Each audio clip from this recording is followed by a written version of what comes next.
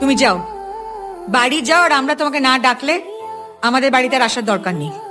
Aunty please আমাকে আঙ্কেলের সাথে একটু কথা বলতে দিন।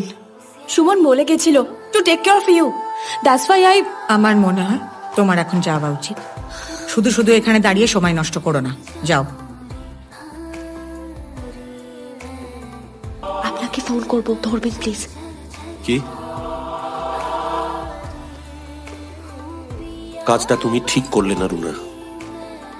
কাকে বিশ্বাস করতে হয় আর কাকে হয় না, এটা তুমি কবে বুঝবে?